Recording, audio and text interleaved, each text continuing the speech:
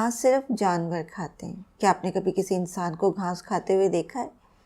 یہ ایک محاورہ ہے، اور ہمارے ہاں یہ محاورہ اس وقت بولا جاتا ہے کہ جب کوئی شخص ایسی بات کہہ دے کہ آپ کو اس کی عقل، اس کی فہم و فراست پر شبہ ہو جائے اور آپ سوچ میں پڑ جائیں کہ کانوں نے جو سنا ہے وہ صحیح ہے۔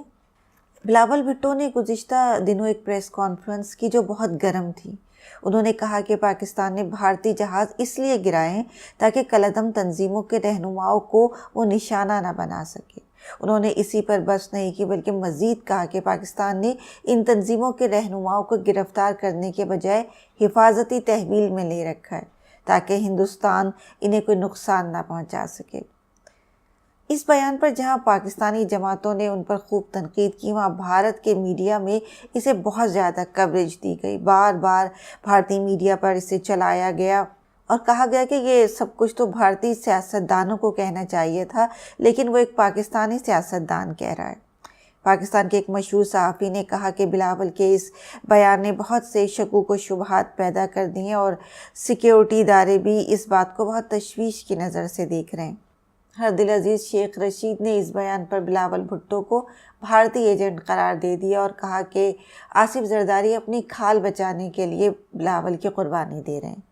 جن لوگوں نے بلاول بھٹو پر ملک دشمنی کے الزامات لگائے تو جواب میں انہوں نے بھی سخت لہجہ اختیار کیا اور کہا کہ بھاڑ میں جائے تمہارا بیانیہ، زندگی ایک فاشسٹ اسکرپٹ، ایک ڈرامہ ہے، اور اگر آپ اس اسکرپٹ کے مطابق نہیں چلتے تو پھر غدار قرار دے دیے جاتے ہیں۔ لیکن میرا اپنا ایک نظریہ ہے، آپ کا بیانیہ بدلتا رہے گا مگر میرا نظریہ کبھی نہیں بدلے گا۔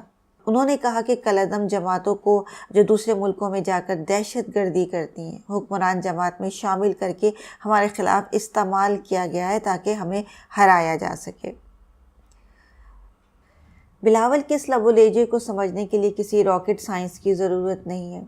بلاول اور ان کے پاپا پر جو اربوں کھربوں کی کرپشن کے کیس ہیں اور پھر ہر طرف سے ان کے لیے کچھ بری خبریں آ رہی ہیں کہ ناقابل تردید ثبوت مل گئے ہیں، گواہیاں ان کے خلاف تیار ہیں، بہت سے اور لوگ بھی ہیں جو پکڑے جائیں گے اور جو ان کے خلاف استعمال ہوں گے، اور پھر ان سے جو کچھ برآمد ہوگا تو اس سے شاید کچھ قرضے بھی ہمارے اتر جائے۔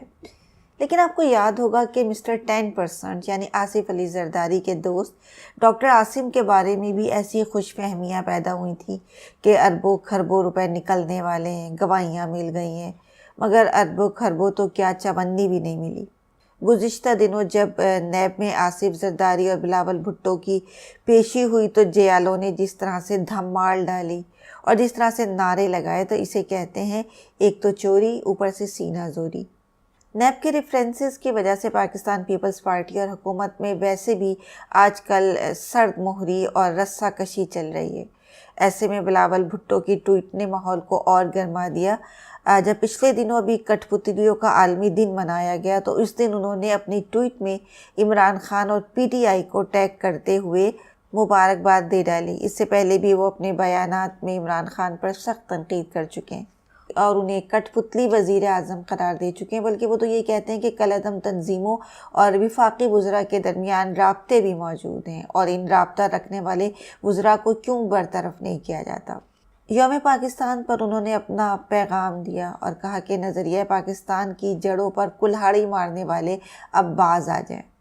ایسے میں فواد چودھری جو وزیر اطلاعات ہیں، ان کا بیان سامنے آیا اور انہوں نے کہا کہ بلاول بھٹو کا بیانیہ صحیح نہیں ہے، لیکن انہیں غدار یا مودی کا یار کہنا بھی صحیح نہیں ہے۔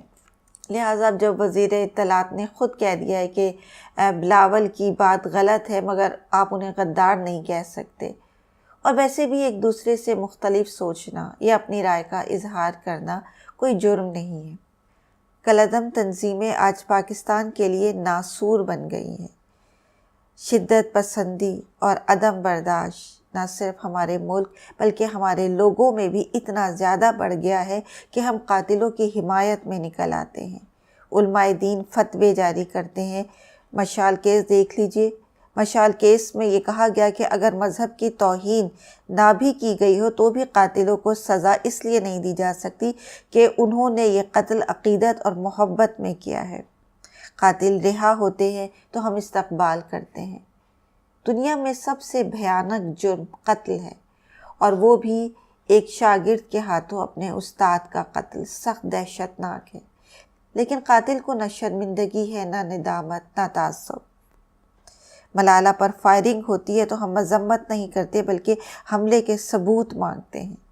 ایسے میں بلاول بھٹو نے کالعدم تنظیموں کے حوالے سے جو بیانات دیے ہیں تو بات تو سچ ہے، مگر بات ہے رسوائی کی۔ چینل کو لائک کریں، سبسکرائب کریں اور اس کے ساتھ ہی بیل آئیکن پر بھی کلک کریں تاکہ ہماری نئی آنے والی ویڈیو کی نوٹیفیکیشن آپ تک پہنچتی رہے۔